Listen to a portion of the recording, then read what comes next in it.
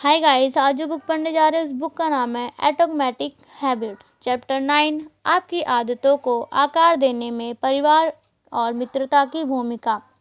Hungary के लाज़लो पोलवर ने 1965 में क्लारा नामक महिला को एक के बाद एक विचित्र पत्र लिखे। लाज़लो कड़े परिश्रम से विश्वास रखते थे। वास्तव में वे सिर्फ इसी में विश्वास रखते थे। उन्होंने जन्मजात प्रतिभा का विचार ही ठुकरा दिया।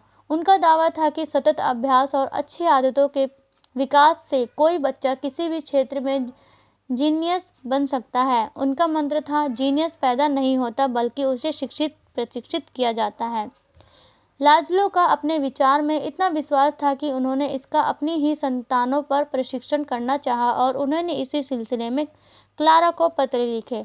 वे चाहते थे कि उनकी पत्नी ऐसी हो जो सीधे उनके विचार को सहमत हो।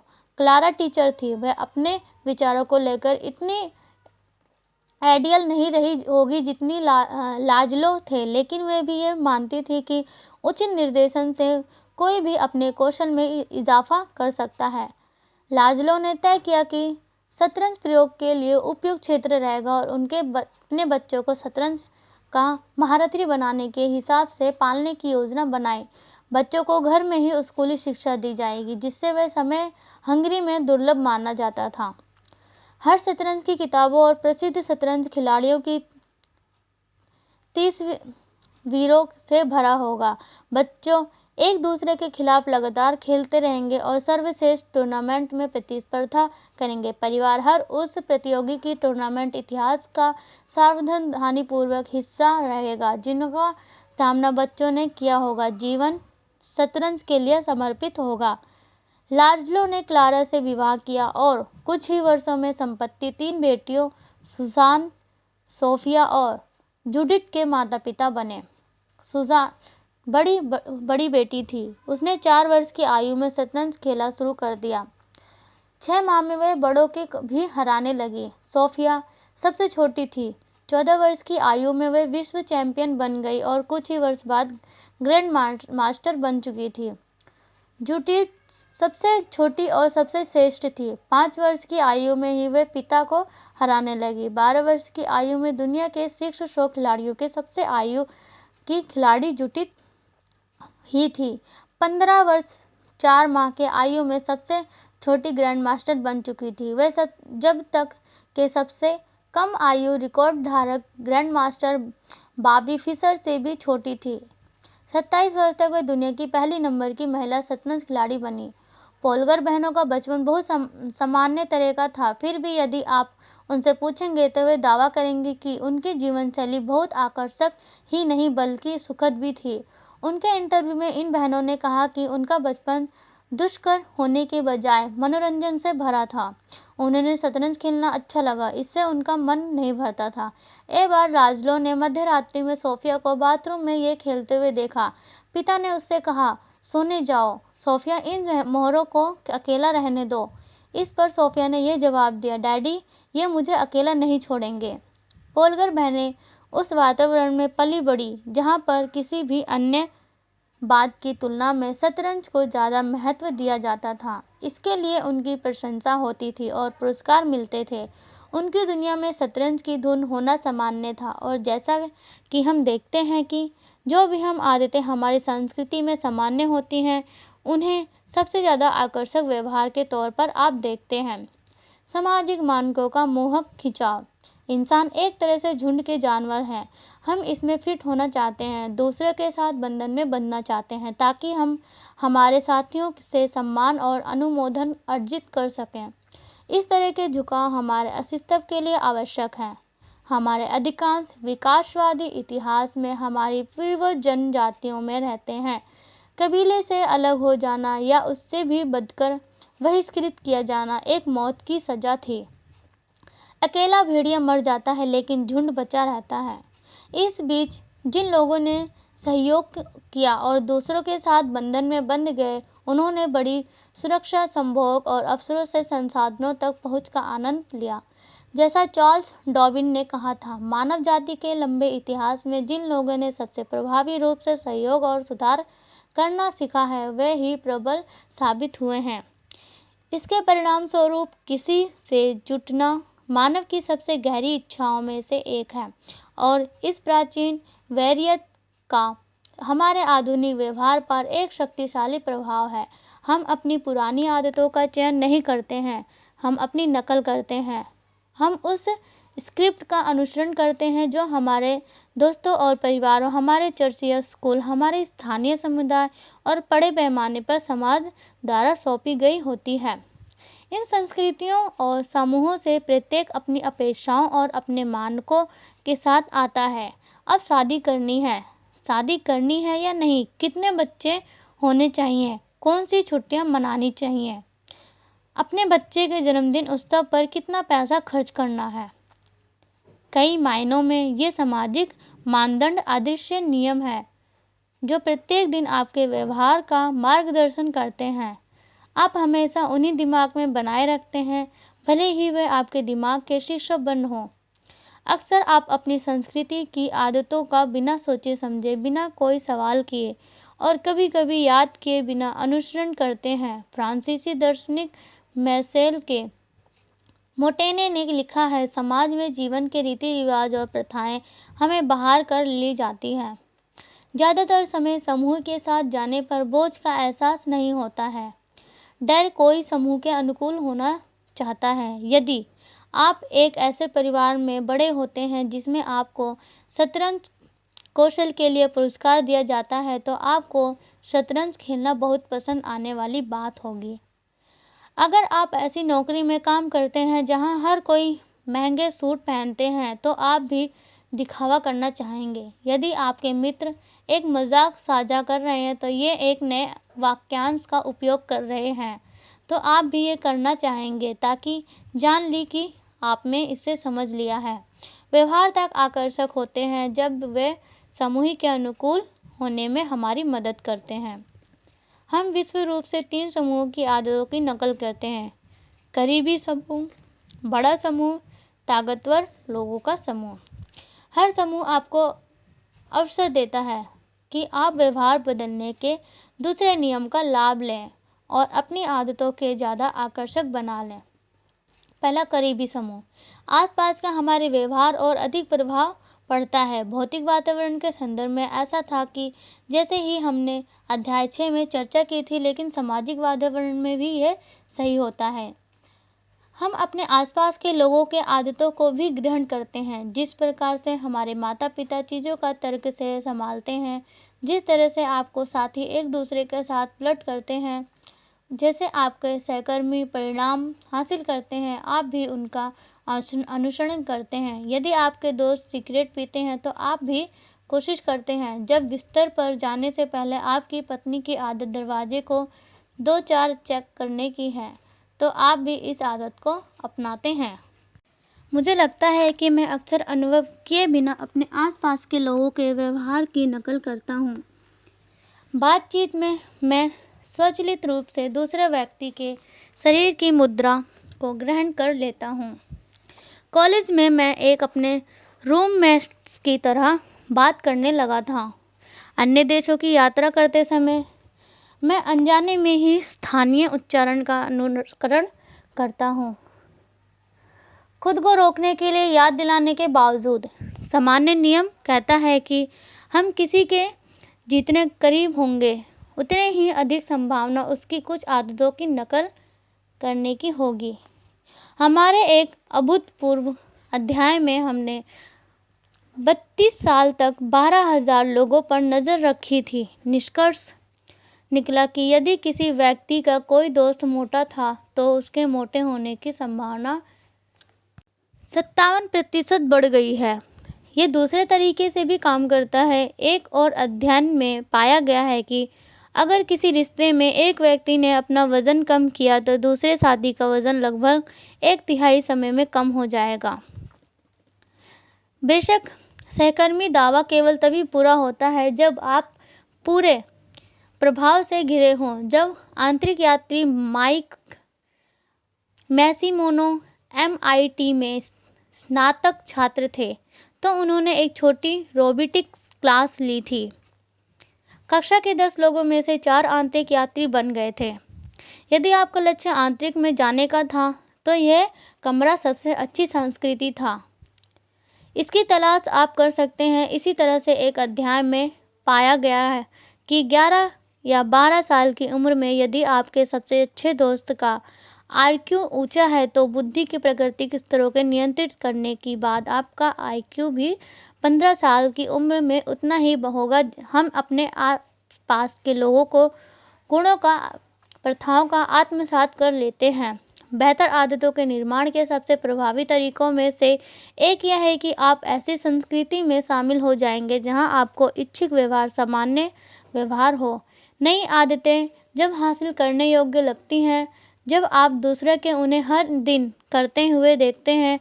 यदि आप फिट लोगों से घिरे हैं तो आपके इस पर विचार करने की अधिक संभावना है कि व्यायाम सामान्य आदत है। यदि आप जैज प्रेमियों से घिरे हैं तो आप मानने लगेंगे प्रतिदिन जैज का आनंद लेना उचित है।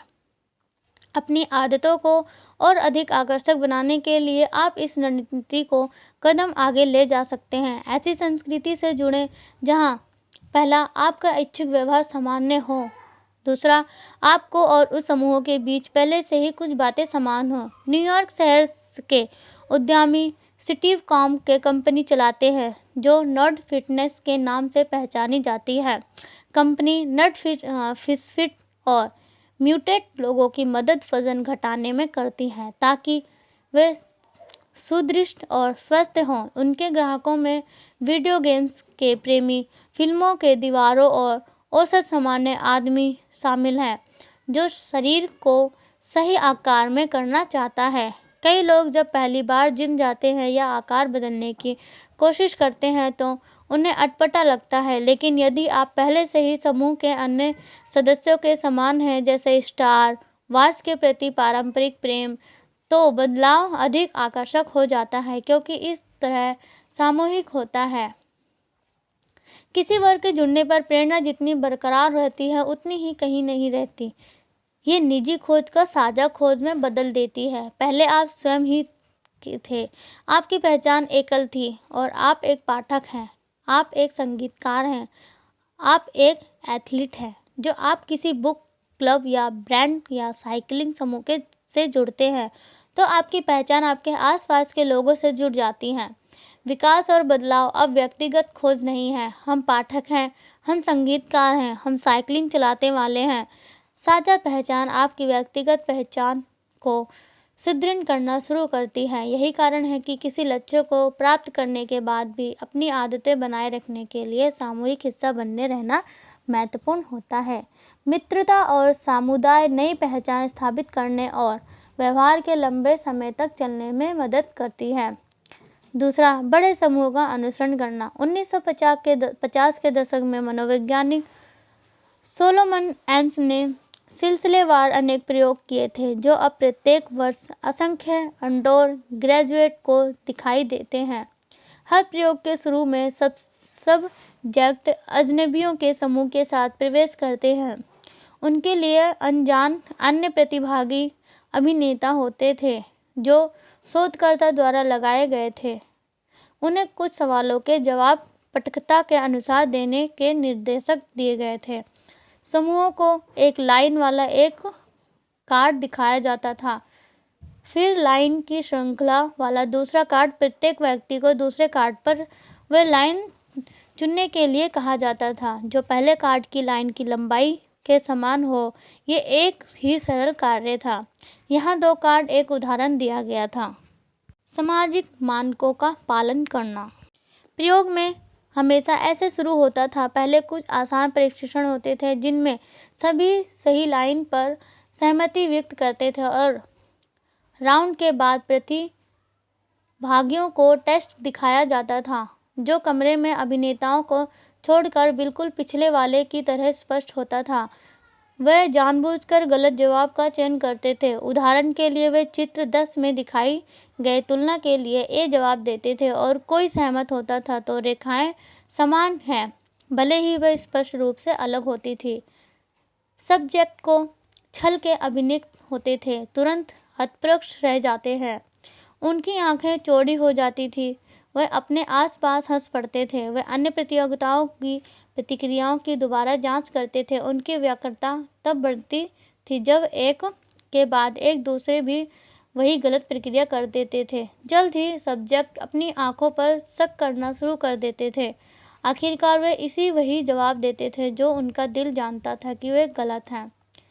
एस ने कई बार और कई अलग अलग तरीकों से इस प्रयोग को किया। उन्होंने जो खोजा वह यह था कि जैसे जैसे अभिनेताओं की संख्या बढ़ती गई वैसे वैसे ही वह सब्जेक्ट के अनुरूपता भी बढ़ती गई। यदि सिर्फ सब्जेक्ट और एक अभिनेता, तब व्यक्ति की पसंद पर कोई प्रभाव नहीं पड़ा। उन्होंने बस मान लिया कि वे एक डमी के साथ कमरे में थे। जब वो दो अभिनेताओं सब्जेक्ट के साथ कमरे में थे तब भी बहुत कम प्रभाव पड़ता था। लेकिन जब लोगों के तौर पर अभिनेताओं की संख्या 3-4 से लेकर 8 तक बढ़ा दी गई तो सब्जेक्ट के स्वयं दोबारा अनुमान लगाने की अधिक संभावना बन गई। प्रयोग के अंत तक लगभग 75% सब्जेक्ट समूह के साथ सहमत हो गए थे। उत्तर भले ही स्पष्ट रूप से गलत था। जब भी हम निश्चित होते हैं कि कैसे कार्य करना है, तब हम हमारे व्यवहार का मार्गदर्शन करने के लिए समूह की ओर देखते हैं और हम लगातार अपने माहौल को स्कैन करते रहते हैं, सोचते हैं शीर्ष सब क्या कर रहे हैं। हम अमेज़न, हेल्प या ट्रिप एडवाइजर पर समीक्षाओं की जांच करते रहते हैं क्योंकि हम खरीदने, खाने और यात्रा की सर्वश्रेष्ठ आदतों की नकल करना चाहते हैं। यह आमतौर पर स्मार्ट रणनीति है। संख्या के रूप में इसके साक्ष्य भी हैं, लेकिन इसका नकारात्मक पहलू भी हो सकता है। सामूहिक सामान्य व्यवहार अक्सर व्यक्ति के इच्छुक व्यवहार को खत्म कर देता है। उदाहरण के लिए, एक अध्ययन में पाया गया कि जब एक चिंपांजी एक झुंड की सदस्य के रूप में नट्स के क्रैक करने का एक प्रभावी तरीका सीख जाता है और फिर एक नए झुंड में स्विच कर जाता है तो कम प्रभावी रणनीति का उपयोग करता है। ऐसे में ये चिंपांजी नट्स को क्रैक करने के बेहतर तरीके का इस्तेमाल करने से बचेगा ताकि शेष चिंपांजियों में घुल मिल सके। मानव का दिमाग जनता की और दूसरे के साथ कैसे रहा जाए, वह दूसरों के साथ ही रहना चाहता है। यह हमारा प्राकृतिक तरीका है। आप इस पर हावी हो सकते हैं, आप समूहों को अनदेखा कर सकते हैं या फिर इस बात की चिंता छोड़ सकते हैं कि अन्य लोगों को सोच रहे होंगे, लेकिन हमें मेहनत लगती है। जो चलन है उसके खिलाफ जाने से अतिरिक्त प्रयास करना होता है। जब आदतों को बदलने का अर्थ समूहों को चुनौती देना होता है तो बदलाव आकर्षकहीन हो जाता है। जब आदतों को बदलने का अर्थ समूहों के साथ बटलना है तो बदलाव बेहद आकर्षक हो जाता है।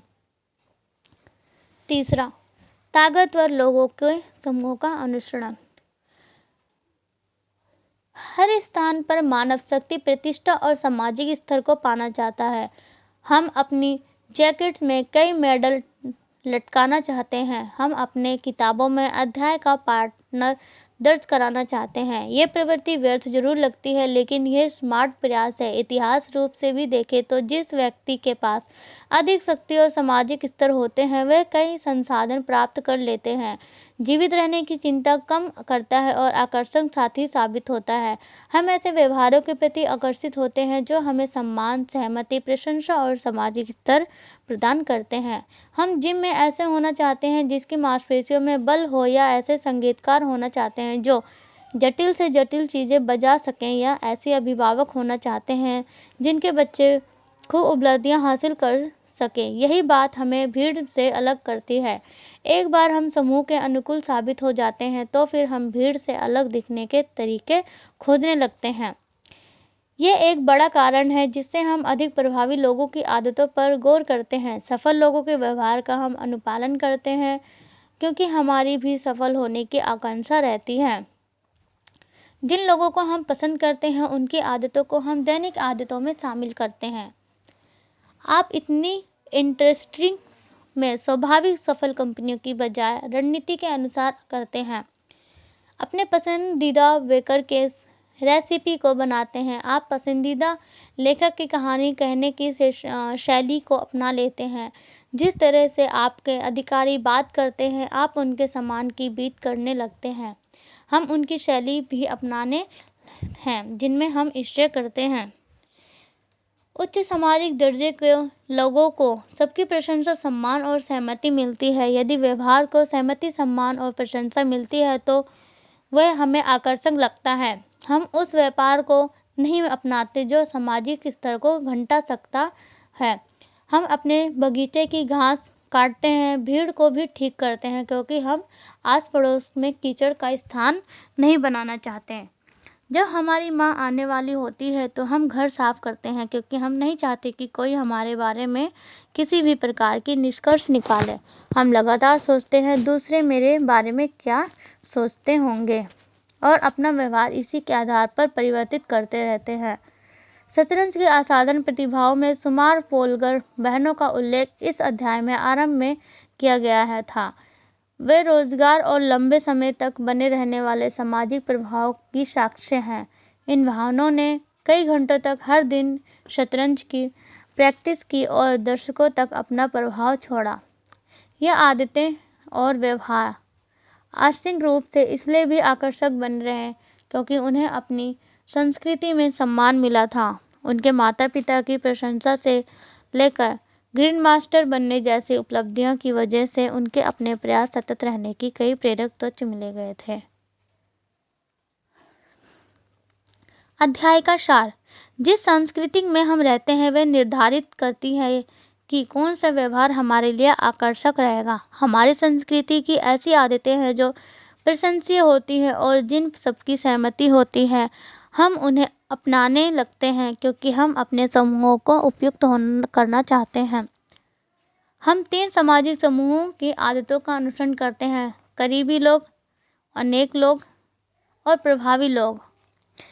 बेहतर आदतों को बनाने की प्रभावी तरीके से में एक ये है कि हम ऐसी संस्कृति को जुड़ जाएं जहां आपका इच्छित व्यवहार सामान्य व्यवहार हो और समूहों के साथ आप में सबसे पहले कुछ समानताएं हों। एक समूह जाति का सामान्य व्यवहार कई बार किसी के इच्छित व्यवहार हावी हो जाता है। भले ही हम सही हों, लेकिन भीड़ के साथ विचारधारा का पालन कर अधिकतर हम गलत हो जाते हैं। यदि किसी व्यवहार को स्वीकृत, सम्मान और प्रशंसा मिलती है तो वह हमें आकर्षक लगता है।